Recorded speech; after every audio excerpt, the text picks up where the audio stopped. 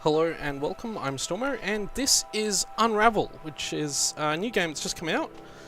And I thought I'd take a bit of a look at it, mostly because I got review code, and I figure I should do something with the review code other than write a review, which I will be doing. That'll be up on Rocket Chainsaw probably later in the week, if not on the weekend.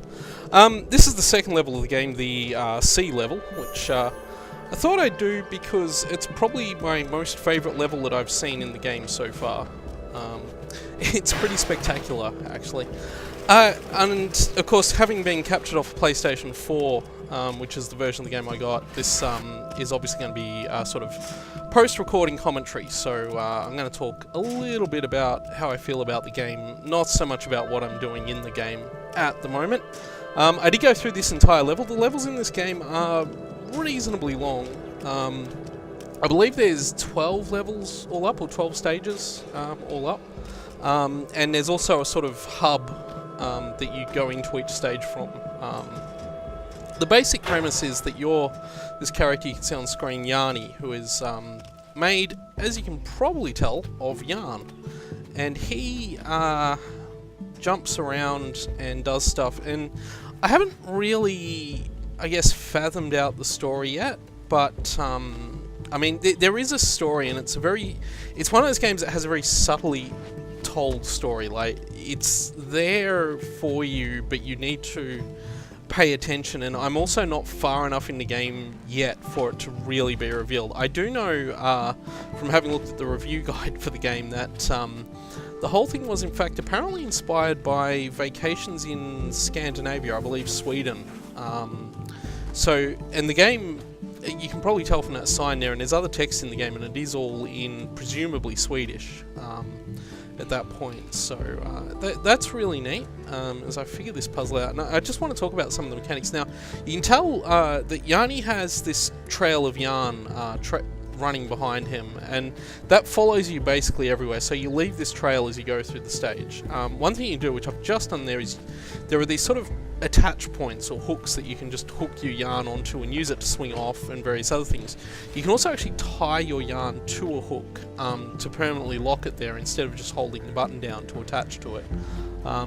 And by doing what I just did then, I've created a platform you can jump through.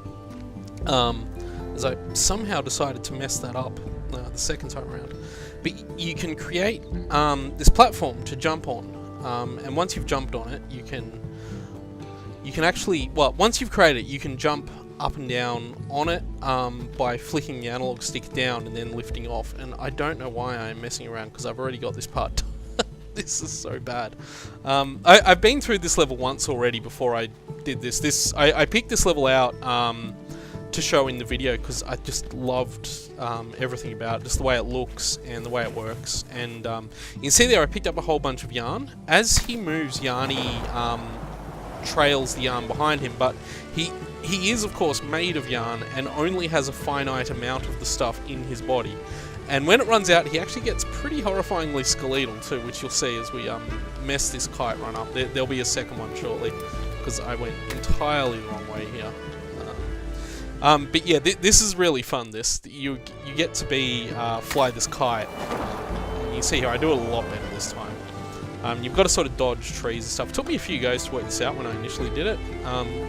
One thing to point out here, the game has this really unique sort of depth of field effect, like the whole thing's being filmed through a lens with a really wide aperture, like, you know, an f1.8 or 1.5. Something like that. So you get this really interesting depth of field. The visuals, as you can probably tell, the visuals are just stunning. This very sort of photorealistic look that the game has, and the environments. And this level, I think so far, like, I've only done the first 3 levels so far. There's the first level, which is basically a backyard and sort of environment around a backyard.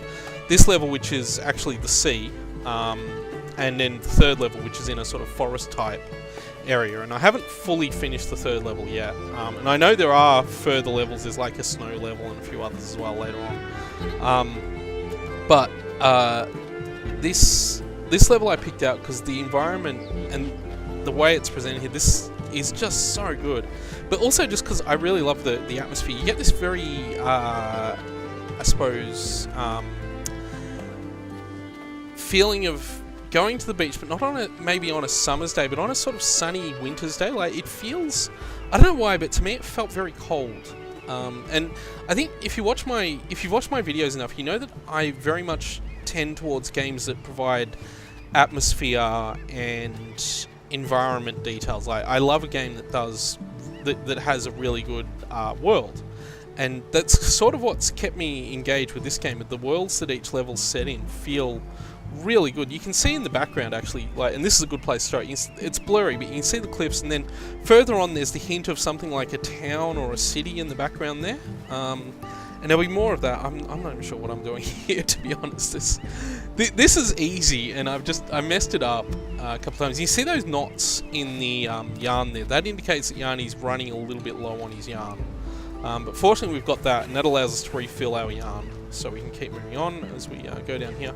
I suspect that I've missed something important on the other side. There are a bunch of secrets that I need to go. I sort of messed this up. Unfortunately, that one got locked in the tree, and I forgot that there is a button that allows you to grab objects and pull them in the game at this point. I remember later on in the level, but for some reason I'd completely forgotten that was a thing you could do here, so I spent a bit of time trying to remember how to pull that thing, instead of just like pressing the button, which is a bit annoying on my part, and I'm sorry about that, but what can you do? Anyway, he'll figure it out. I'll figure it out eventually. And again, you can see the background detail here, and this sort of beautiful photorealistic look. Fortunately for us, we don't actually need that one, because we accidentally moved this one and then did that, and then we can do this, and we can jump up there, and it's nice and easy, and it goes along. And so it goes. And that's kind of the whole thing. Got to watch out for these crabs. Very bad things. And you'll see later on in the video what happens if you let a crab get you. Most part, you don't really want to get done by a crab. And this is one of those games too where I feel terrible every time Yarny dies. And that does happen a bit here. I don't think I drowned there, but trust me, you don't want to get Yarny in water for too long. He can survive in water for a very short period of time, but if you leave him underwater for too long, he will not be happy with you. Let's just leave it at that, and we'll find out. So you don't go that way. You've got to go back this way, as I messed that up, and come back here. It's very beautiful water. There's a really cool effect that we'll see later on with the water too. As we go up here. Because this is recorded off the PS4, I've had to break the video up into a couple of clips, so there'll be a couple of sort of cuts between sections. So, but they'll be pretty obvious. I haven't tried to hide that or anything like that. There we go. Just jump up there, come down here, go down. Oh, that was a bit rough, but Yarny's, you know, he can take a bit of a beating. The first stage actually has this really cool puzzle where you have to pull a trolley, not a trolley, a tricycle along to open a gate, and it's just absolutely wonderful fun. And in fact, I should talk a bit about that. So far, this game has done nothing but enthrall me. It is just a wonderful game. You can probably hear the music in the background of my talking, and the music is just really this nice sort of ambient.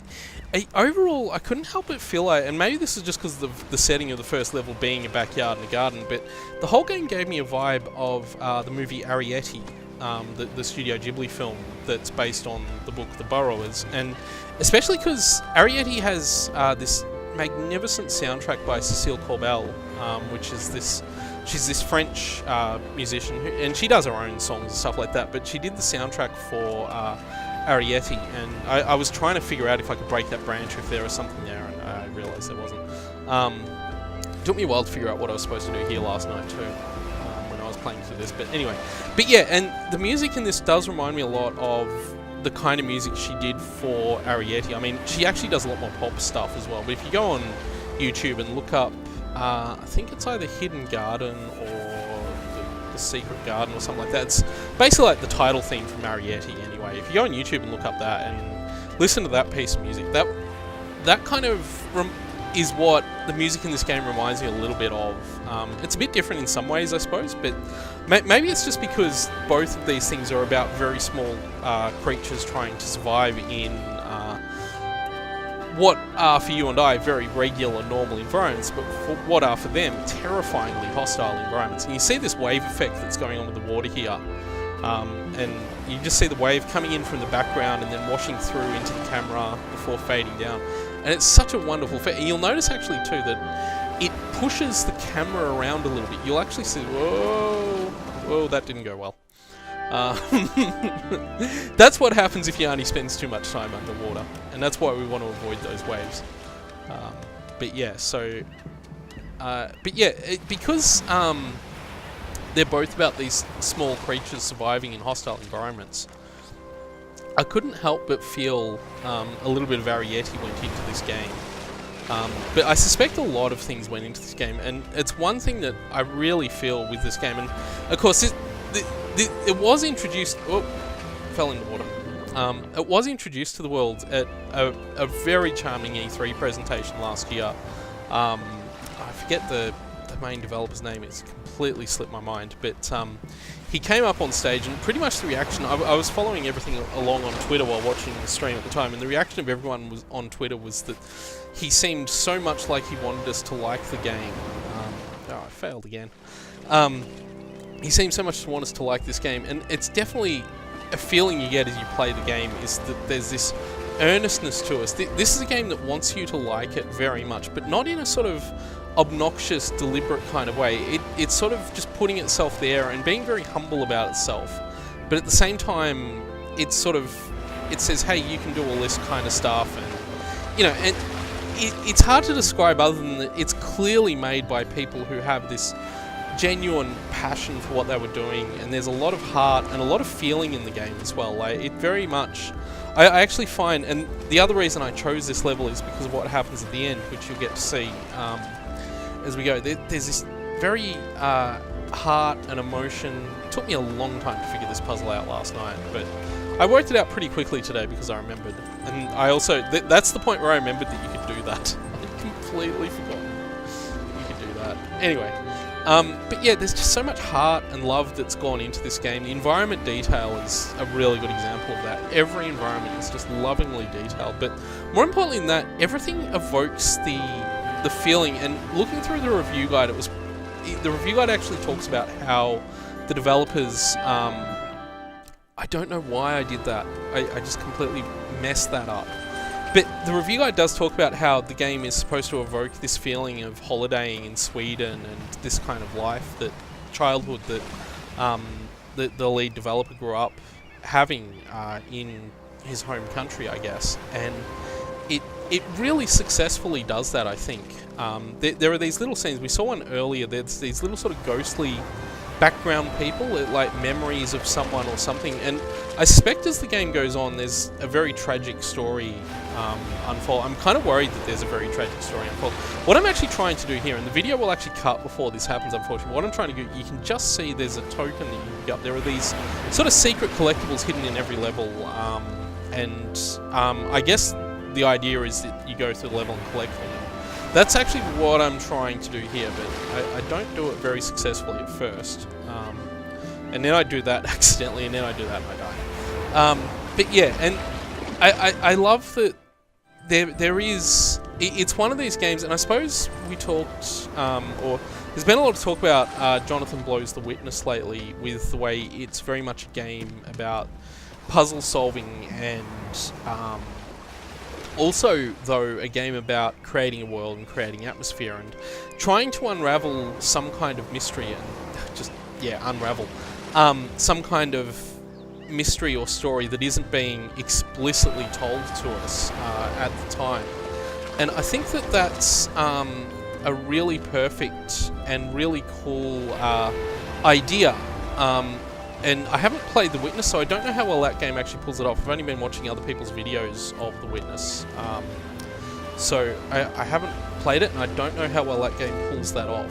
But I do know that this game is very successful at evoking those feelings, and also very successful at being a puzzle game. As you can probably tell, this is very much a puzzle-focused platform. There's very little in the way of sort of enemies or antagonists that you have to deal with. It's all about these... problems that you've got to solve and obstacles you've got to work your way around. Whereas The Witness, from what I can tell, is very much more about these very deliberate, intentionally designed puzzles. Whereas this game, the puzzles feel a lot more organic, from what I can tell. That was the cut. I did get the token. but the PlayStation stopped recording at the point where I got it, so I've had to sort of cut the video there. So now we're actually going to move on to the next part of the stage after spending a lot of time here.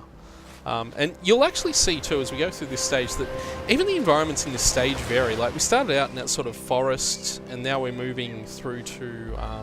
don't worry, I'll figure out that I need to tie the knots in a sec. Here we go. Through to this sort of pier that we're trying to work our way around, and then you'll see some more environments as we go on that are really cool. He will figure out, or I will eventually figure out that what I was supposed to do is tie a bridge between these two particular platforms, which I think I just worked out there. So we tie the bridge, and then we swing across the other platform. There we go. We tie the next bridge, and you get to see the bouncing thing, which I've shown off before in the stage, but you get to see it again here. The one thing with the bounce is because of the way you have to do it, you can do it with a trackpad gesture on the PS4 controller, but otherwise you do it with analog stick flicking, and because of the way you have to do it can be a little bit hard to control the jump, so I often find I need to do a couple. We need to do another one just here too to get onto that top platform. There we go. And you see there's like a building in the background there, like I'm not sure what it might be, but there's a building there. One interesting thing actually I did notice with this game too is that even though it's a straight 2D platform, it doesn't do anything like... The levels don't curl around into a different side. Like it's always on the same 2D plane. Whoa! We got through. It's okay. The crab didn't hurt us. I was sort of being really ambitious with what I did there. You need to push the clam into the water to pull the crab into the water so you can jump on the crabs, jump across, because the water is just too deep for you to pass. This was a puzzle that took me a very long time to figure out last night, and I'm not sure it's actually possible to do this puzzle without getting killed by the crab. But you need to do this because you need to get the yarn that's next to the crab there. You can see it just there on the far left of the screen. There's a crab and there's a yarn next to him, and we need to get that yarn. What we also need to do is move this clam to move the crab away from the yarn.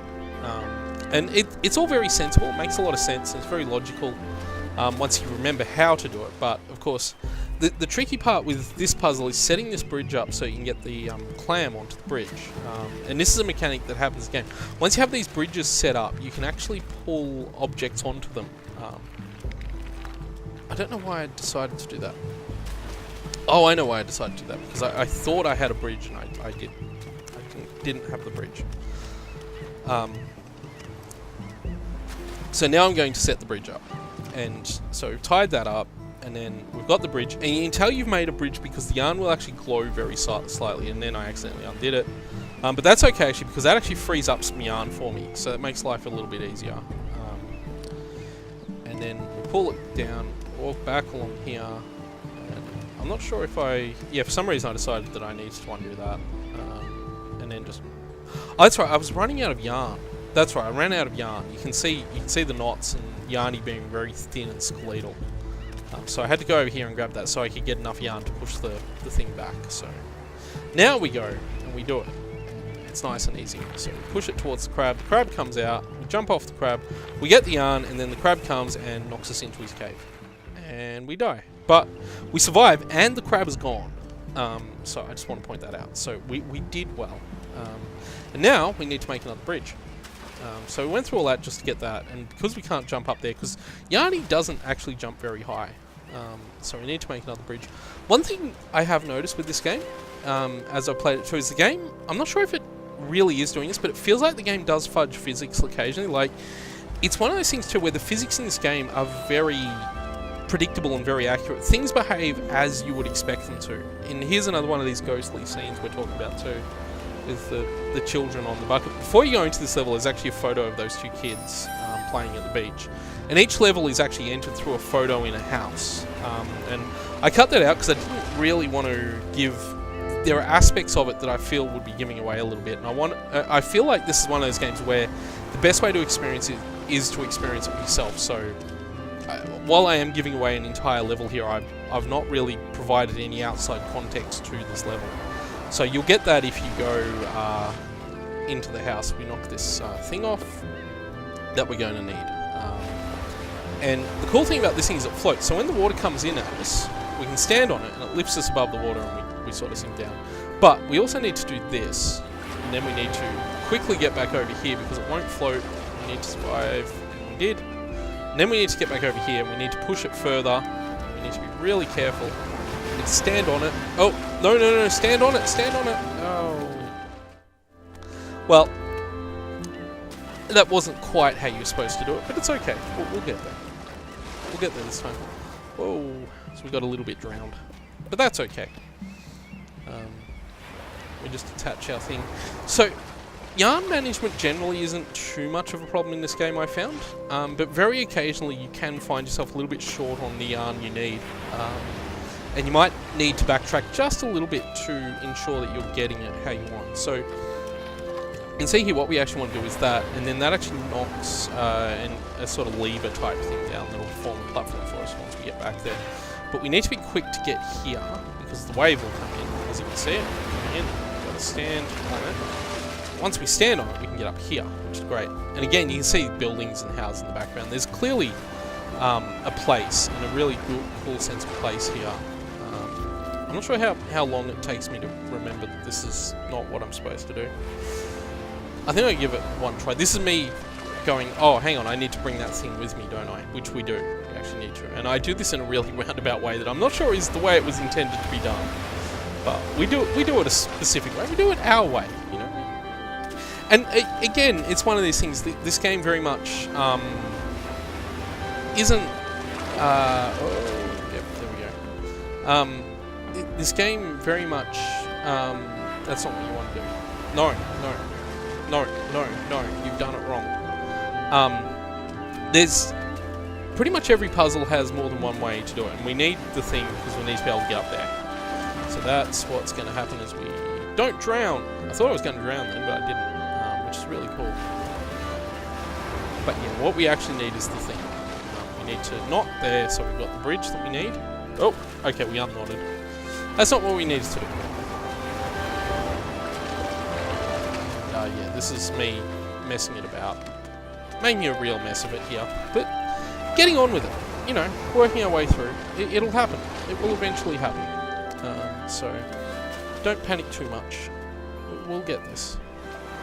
Okay, so this time, I think, I work out what I'm supposed to do. But not quite. Because I haven't quite done it right yet. And it'll take one more go to get it right. But I'll get there, eventually. But, what I did figure out this time was that once that thing comes up here, you can actually grab it once it's up here. The problem is the moment you drop it, it falls back through the platform, which is a bit of a problem. But we want to get it onto the yarn. But what I'd forgotten about is that my yarn was all wrong. I need to get the yarn right. And that's me not getting the yarn right, which I need to do. It's me grabbing it and realizing I can't move it because it got stuck halfway through. It's got to actually come up flat so that I can push it. Which didn't do that. So this time I got it though. Once you're holding onto it, it won't fall through. But this is the part where I'm like, oh damn. Well, that was silly. Because now what we've got to do is actually get it onto the other platform. So I had to let it all fall back down so that I can undo the bridge that I had. Because I need to undo that. Well, I don't need to undo it. What I need to do is create this bridge here. Which is what we do here. Okay, so now we've got it. And now we've got to get the platform back to where it needs to be. And we need to wait for it to pop up here. Which I think it does. Oh, no. Nope. And I accidentally... What happened there was I went to grab it and I hit the wrong button and accidentally untied the knot. So, there's a button for tying a knot and a button for grabbing things. And they are separate buttons. And that's an important thing to keep in mind as you play this game. So, can I just say too, the water in this game looks absolutely magnificent. I think... There's no question, I think the environment detail, as I already said, is just beautiful. And here we go. Finally got it. Except for one small problem. Which is that I can't get it down. So, what we need to do now is jump back. And it falls. But it's okay, it only falls that far. I was like, oh my god, I hope it doesn't fall too far. But yeah, and now we've got it, and we've just going to have to wait and hold on to it. In fact, what we do is we get back up there. Then we jump onto it as it takes us across here, because we need it to be all the way over here. So yeah. But yeah, and again, you can see the environment starts to change here as well as we go through here, and we finally get our next yarn point. These yarn points are also the restart points in the level too, so we don't want to get grabbed by that crab. We want to get him into that cage, obviously. And this is again one of these, I had to figure this out a little bit, levels. So I spent a bit of time here trying to work this out. That water's too deep for you to swim in, so you need to somehow get something into that water to cross it, and I completely forgot that there's a thing I need to pull there to free up this wheel as we turn it. You can turn the wheel, but you need to actually do another thing as well, which will happen shortly. By the way, if you're stuck on the second level, I hope this provides a good guide for you. I don't know. The truth is that I've just had a massive amount of fun playing this game. Like I say, I feel like there's a lot of heart and passion that's gone into it. The developers clearly want you to like it, and the nice thing about it, as I said too, is that the game doesn't come across as being sort of overly pretentious or twee or anything like that. Like you could dismiss this very easily as one of those sort of indie platformers with a very deliberate, intentional theme, and there's nothing wrong with those games a lot of the time too, by the way. They are generally always reasonably decent games, but I'm not sure how long it takes me to figure out that I need to actually pull on that, by the way, but it eventually happens. Anyway, it's one of those things where a lot of those games, I guess, are made like this. For some reason I go down here and I decide, hey, I wonder if there's anything down there, let's go find out. There's nothing down here. I don't know why I did this. I was just like, oh well, I suppose it's one of those things too, where sometimes when you're trying to solve a puzzle, sometimes moving away from the area the puzzle is in, and then coming back to it, even if it's just immediately moving away and coming back like that, can sometimes just help you figure stuff out a little bit. And I think maybe that's what I was doing here, even if unconsciously.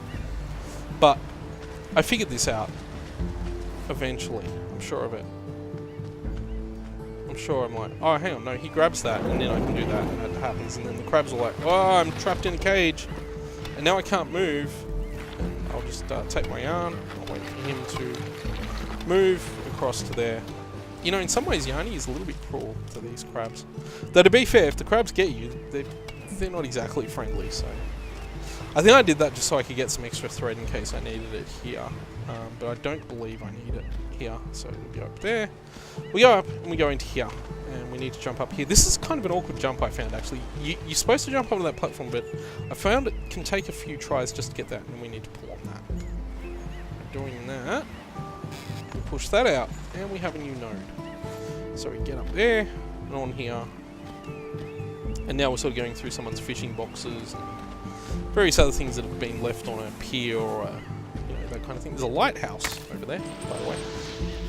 Oops, missed that. At first I was wondering, hey, what if I just drop down and just do it normally? But it turns out that you can't really do that here, so as you'll see very shortly, because you can't jump up there. So, and you just saw there too, and it happens earlier in this level, is seagulls taking off in the background. There's all this stuff happening in the background that's not directly part of the level, but just helps give it that feeling and interaction.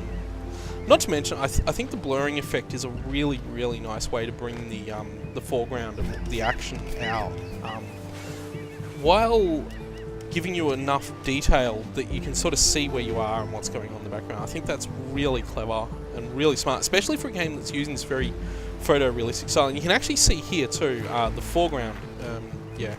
So there's a whole bunch of crabs in the grass there, and you need to not get eaten by them.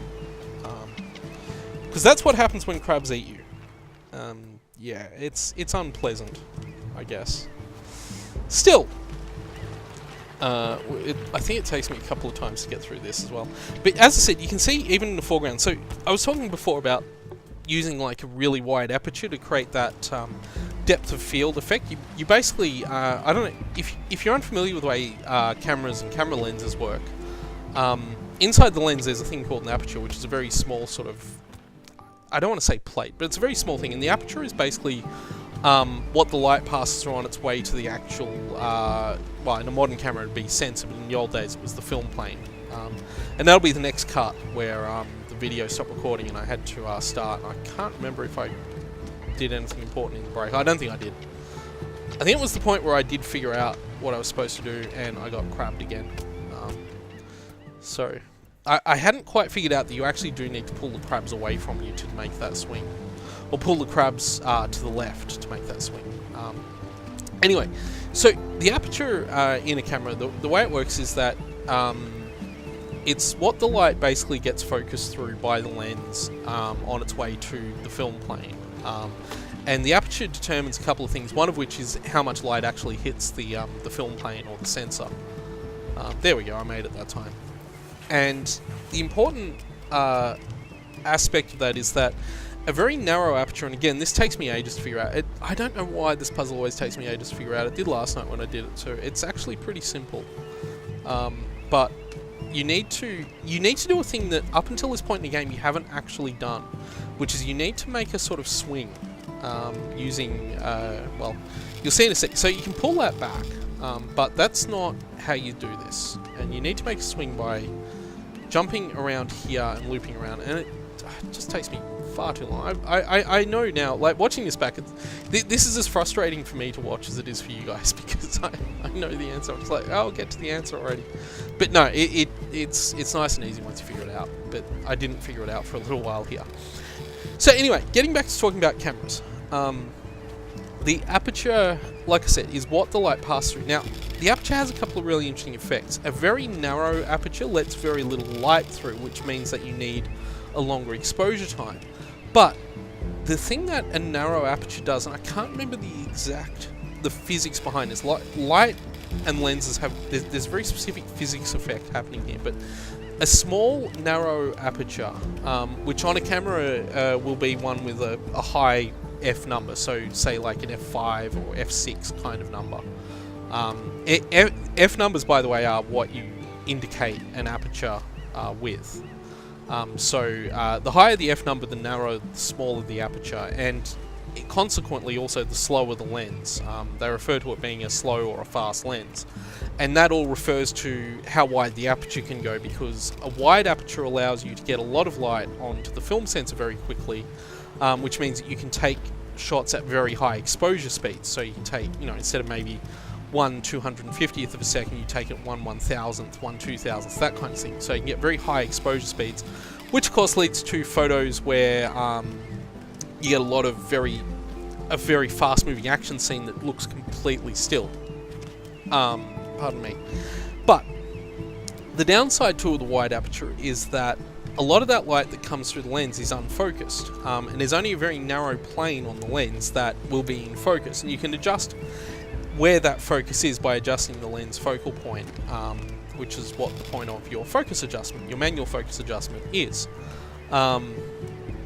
And anyway, I've gone into all this detail just to explain how this game does it. So this game is clearly intended to use that kind of very wide aperture, very fast lens, and in doing so, what it creates is this very narrow depth of field. So that's why even foreground objects and background objects are blurred in the game. I went into a lot of detail about camera stuff then I probably didn't need to, but now you know.